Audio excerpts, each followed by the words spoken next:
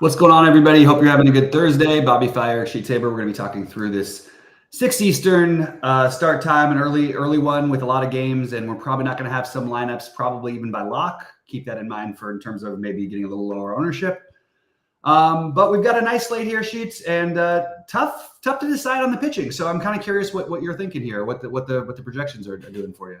Well, the real question is what we talked about off the cuff earlier, is whether you get enough benefit from playing the Kokonovich. You know, whether you can. That's my opinion. Is whether you could gain enough from the hitting that playing him will afford you to justify doing it.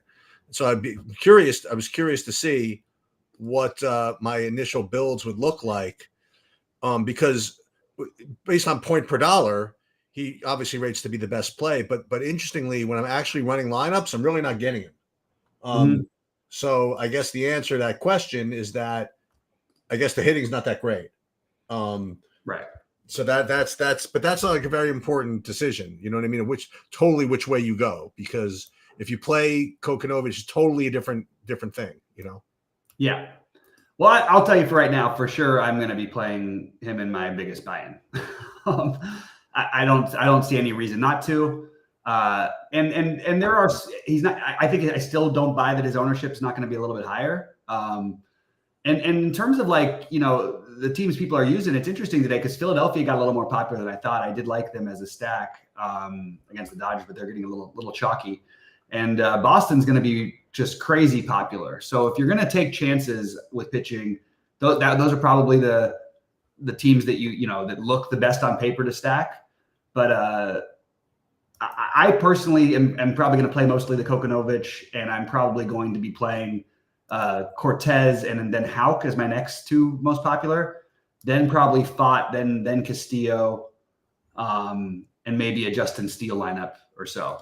But I like the Yankees and I like the Baltimore. I think the Yankees are way getting overlooked here, and I just love the idea of getting a low-owned, high-power offense like that. So that's sort of what I'm doing hitting-wise to get a little different. What are you doing hitting-wise? Well, that's what I'm saying. I'm not really doing too much of the Kokonovich, so okay. I'm getting like the Braves, like for example. Right. Some Houston, but I'm also getting Oakland's, which makes perfect freaking sense if you're in a bad mood. You know what I mean? Like just because of how. I don't know if I'm actually going to do that though. But Atlanta seems to be the team that I'm getting to the most. But like you said, Fat doesn't really give up too much. So I'll have to see. I didn't really run my sims yet, and I would want to get your opinion on this the Kokonovich guy. Yeah, I'm gonna do it. I just think that all I really want is the upside pitching wise, and the upside hitters, because there's a lot of decent pitchers on the slate, and yeah, somebody might have that game. How would probably be the most likely to have the big game, that you need or whatever, and I guess Cortez next, but I think it's possible that none of these guys are much above 20, and that makes me feel good about a 12 point with maybe upside for the Kokonovich. Well, I'll also throw something else in. I mean, for a someone who has a ceiling is Aaron Nola. Mm-hmm. So I mean, he could certainly put up 30, and if you get the Dodgers on one of their bad days. Yeah, I totally agree with that. Actually, I'm actually building a Nola lineup. I was doing that right before we got on. I forgot to mention I'm just throwing him in one, but I do like that idea a little bit. And look, I think all the pitchers are so similar. I still think Max Fried is an interesting tournament play too. That is kind of an interesting play. I thought about that. Yeah, I mean he's probably the second best maybe the best actual pitcher on the slate. Like he and Nola and Houck, I guess you could argue all three of them. I guess he and Nola you'd argue, but I think that's a really good idea. Is just maybe if you're going to play Boston, maybe playing Nola and Fried at lower ownership than some of these other guys. Can I tell you who's really good? Who's that? Paul Skeens is really good. Boy, I'll tell you, man. Is anybody ever going to hit him? Like He doesn't get hit. Nope. It's incredible. The real question is the Pirates going to be able to keep him? Yeah, I know. It's an interesting one. He's I like it when the guys who come in with all the hype end up being just as good or better than what even we were expecting. And he definitely fits that category. I was curious to see if you were getting to Seattle, though, where you're not, because where I'm not getting Kokonovich, I think Seattle is the really logical play. That certainly makes sense. You know, so I'm getting to a pretty decent amount of that. It's hard because like they're just so many just ugly things in their order. You know, they don't look pretty. You don't feel great about it, but I still think it's worth it to. Yeah, as long as you got Caroli there, you're fine. Yeah, exactly. Cal Raleigh and Julio Rodriguez has gotten much hotter. I'm trying to figure out the right build here. Yeah, that's the right one. Moore and Haniger. That's right.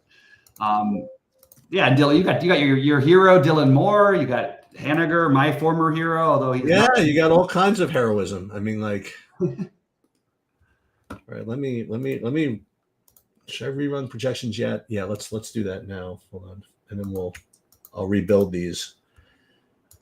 Did you get to the Cubs? No. Yeah. And I don't have a great argument as to why, but I just didn't. Yeah. And Steele's a tough ask. I mean, I'm getting to a decent amount of him too. Man, you play pitchers against Baltimore, especially in that park, you just it's tough. It's just tough. Not that you can't win, but it's just tough. No, I hear you. I love Steele as a pitcher, and maybe there's a benefit to them in not having seen him, but you look at they've got what, 2 lefties in the lineup only against him. That's going to be tough with 90-degree weather in Baltimore for, one of the top 3 offenses in baseball, depending on how you look at it. It's a tough matchup. And I do think the Cubs make a little bit of sense. Actually, I think the Cubs make a little bit of sense, but I think that, I don't think Suarez is quite what I'm going to get to, but I actually think he's like an interesting, if you wanted to pair him and Fott, for example, or if you want to play way down and play Suarez and Kokonovich, that seems reasonable to me. But the fact that the Cubs haven't got that game starts in like a little over an hour and they still don't have their lineup in. That's kind of weird. Anyway, but yeah, I'm trying to get multiple stacks of Yankees, Astros. You're talking me into this, by the way. The Yankees thing? Yeah. Wow. It feels good. You know what I mean? Like, yeah. I mean, with the Kokonovich lineups. Right. With the right. Exactly. And by the way, you can do it. I think I'm going to do one without the Kokonovich, just so I have some, or one of my big ones without the Kokonovich, just so I have some more extra exposure there. By the way, John Singleton is hitting cleanup for Houston at 3,200 today. Good grief. It's a Houston lineup that it's tempting to stack just price wise, even if nothing else. And yeah, it's just, I think with teams like these Yankees, and by the way, you still have an affordable Ben Rice, who's might be like the 3rd best hitter on the team, and he's 3,800. It's a nice stack, that Yankee stack. I think it makes let me share my screen, and let me find the. First of all, let me find the browser with you in it. It's always difficult. Sure, there's an easier way to do this, just to like search for that tab, but I can't quite figure it out. Oh, there it is. All right. So let's share entire screen. Okay. So we just built the 5,000 with the new projections, and as far as just regular exposures without doing anything to it, it is actually Cubs in Seattle, which is pretty interesting. So I'm going to just make a note of that because I really thought you would be getting to Miami on the projections thing today. Well, let's see if we can't force it to do that. First of all, with pitching, let's see pitching. Pitching, Steele, Cortez, Castillo, Fat, Houck, Kokonovich is 12%. That's it. And Jake Bloss. Oh God. Yeah. I don't think I can click that one myself. That's a rough one. He hasn't thrown more than 55 pitches in a rehab assignment since he went out with an injury, and he was only pitched 1 start before that, and he was terrible in that. So it's kind of like a weird thing that he's getting ownership. So I like the idea of taking the other side of that. So one way you can go is Cubs Seattle. So let's run a sim. We're gonna run 2 sets again. First, we're gonna run one with the regular Saber sim fields. Then we're gonna run one with my 5,000 lineups and see what they all kind of look like. By the way, I did end up min cashing in that in the bigger one this afternoon. Oh, nice. With the chalk. I mean, I had a with the and I would have cashed in that FanDuel lineup with all the Mets and the Cub Reds if I didn't take out the guy for Ramirez. Oh shit! I should have left the 1,800 on the table. Oh shit! That's all right. All right. So let's see what this would look like. All right. So we first run this. It's got to shake this off a little. All right. So if we sim using the Saber sim fields, we'd be getting mostly Atlanta. So like 70% Atlanta. Then you get to these Oakland guys I mentioned. So I'm just kind of literally just manually writing these down. So Cubs and Seattle with one thing, Atlanta this way. And then what we'll do is we'll sim again using the 5,000 lineups. Build three, save, run. Oh, we got to run this one more time. Albert Suarez, he's the Baltimore pitcher. Okay. I had this feeling I'm supposed to play those Seattle's and Atlanta's in the late games, but it gives you flexibility. It gives like other stuff. Yeah, I hear you. I do think the Seattle is an interesting one. You like any Castillo or no? Yeah, I've got him in my like second bigger buy-in. I decided to spend up on that one, and I played Castillo and Houck. Okay. With the Phillies and Marlins. And I'm just keeping. Look, I'm doing the same thing. It burned me the other night. Overall, it's not going to burn you in the long run when you fade, 25% on stacks. And I really think Boston's going to be that level of ownership. I also think that they're perfect for like a mini stack because you can play so many off the board stacks with them. It's just hard for me to see a 5-man winning unless you do something really different elsewhere. Because I think everybody on their team outside of Wilyer Abreu is going to be really popular. Yeah, I think you're right. They just stand that. That's a huge total. So what we'll do is we'll definitely play some Seattle, and then we'll definitely play some Cubs, and then we will definitely play some Atlanta. And that's the question: is do I play Boston? Right. Right. I don't know. I don't think I can do it. Like you said, they're just going to be way too popular, I think. Right. But I think that like having like for me, what I used to do, and again, you do this so much better than I do, so it's kind of stupid for me to give you advice. But one thing that I had success with in the past is sort of like we talked about with the Rockies, or the Coors games in general, is I think just taking. Yeah, people used to say you have to stack or fade it. It's not the case, in my opinion. I think you can play like, Devers, Wong, Yoshida with a 5-man Marlin stack or something like that. You know what I mean? Right. And I think it makes me feel like at least there's a chance there. But Cubs, Seattle, Atlanta.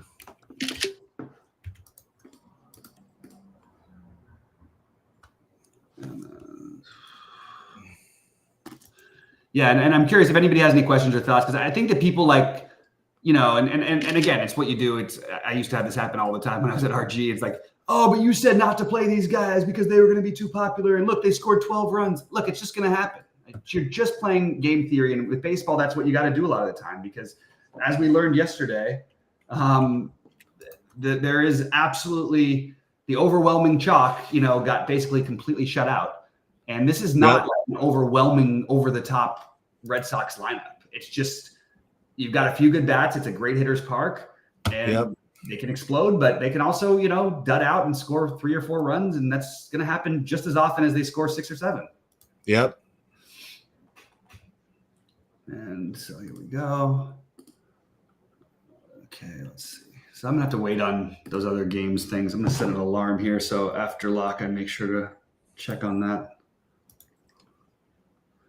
Let's see. I have a lot. By the way, I agree with, and I have a little bit of Nola, but I still say the truth. I'm playing Ohtani and Freeman as one-offs or together if I can with the cheap Seattle stack. Actually, in one lineup, I've got that. I like lefties against Nola, and I think that those two profile to hit him really, really well in general. I'm not, again, it's just you're talking about a guy who can give up too many fly balls to these lefties, and you don't want to mess around with Freeman or especially Ohtani in that case. So right, I love those guys tonight. Weirdly enough, though, Ohtani, I mean, this is just what's crazy about baseball. I don't know where he really ends up ownership wise, but he's projected to be like the second highest owned player, even though no one's playing any other Dodger. It's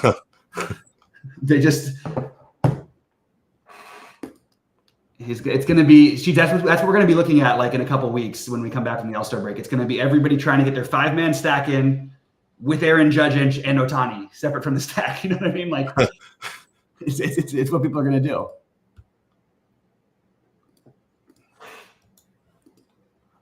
I was watching the game with my family yesterday with my grandfather, and it was funny because Ohtani, like, it felt like he didn't do anything. And you look up and he's like, oh, he's 2 for 4 with a stolen base, or 3 for 4 or whatever with a RBI. I can't remember what it was, but just like even when he has a game that you don't notice anything happening, there's always something going on with that guy. I just feel like I don't know. I love him. Make sure I have what I want here.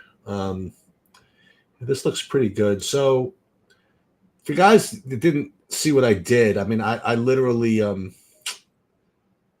I like forced in kind of a distribution of ownership, which I don't usually do, but nonetheless. So my top owned pitchers are Houck and Nola, actually.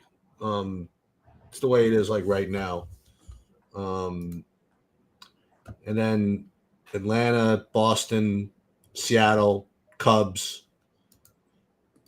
Mm-hmm.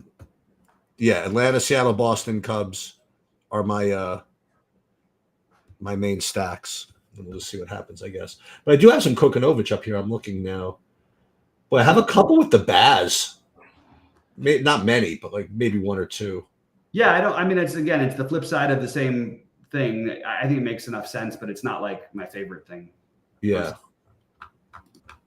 And I feel pretty settled on that first thing. I almost am like bummed out at myself for not just making the Houston and New York stacks, but the more you look at things and you want to do something else, and that's what I ended up doing. Right. Moniak is pretty cheap at 2,800. I'll end up probably changing that one. Maybe maybe I can get a cheap Mariner in the outfield. I'll end up getting like Robles though, right? Yeah.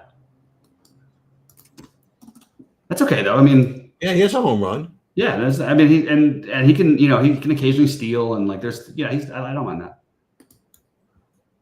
I want to put him in there for now. No, actually,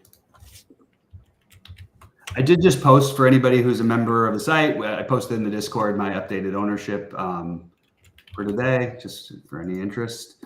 And hopefully we're turning it around with baseball. And hopefully today goes well. What's up, MJ? Good to see you, man.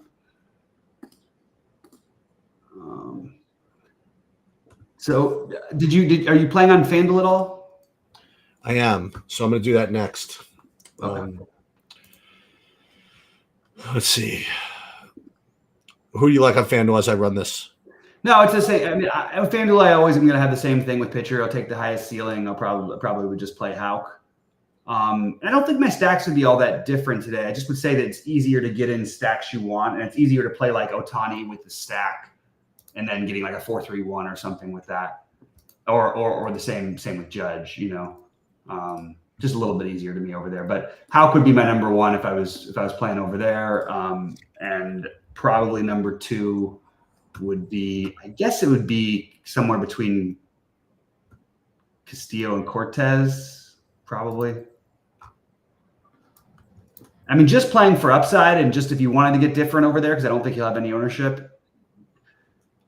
If you wanted to play the chalk hitters, you really like Boston today. You really like Philly in Boston. I think I'm not playing much Justin Steele, but if you want to talk about ceiling, he's probably got one of the highest ceilings on the slate. It's just a tough matchup. Yeah. I'm just going to take a quick look at Aaron Nola versus these guys in the past while we do this. I mean, it's a different team, but no, I just want to see. I want to see the ones he's against the guys he's faced, because I know he's faced him enough. I mean, he's faced Freddie Freeman 71 times. Jesus, just alone. Yeah, so they've hit him pretty good, and he is basically like a zero strikeout against the lineup that he'll face today. I mean, historically, but there's plenty of guys in there he has never faced before. Yeah, 265, 320. So once again, it looks like on FanDuel they want me to play Seattle too, but then I'm getting more Yankees and Philly and the Cubs. And Philly, even some Dodgers. Yeah. Oh, Harper's in. Oh, okay. Mm-hmm. That's partly why I liked him today. Oh, they scored like 100 runs without him the other day.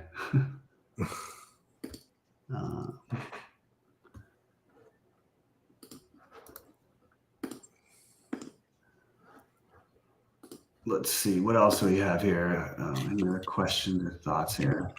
Any questions or thoughts, guys? Feel free to weigh in. Yeah.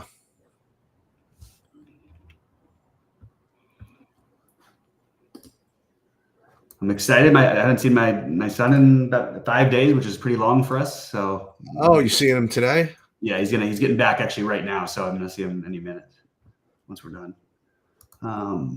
What is this? Atlanta.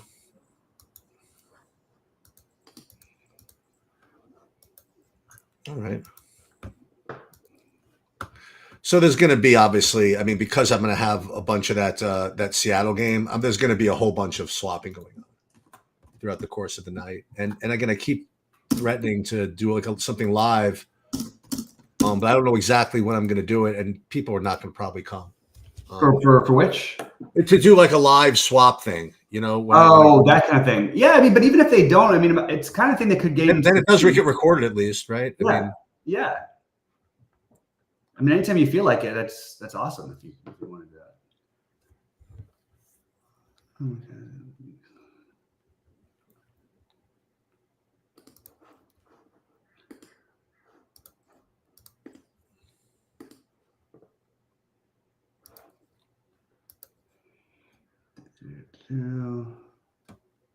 All right, what else is there here?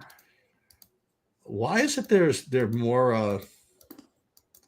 No, I was always wondering why I don't get more 4-4s on FanDuel and more 4-3s. Interesting.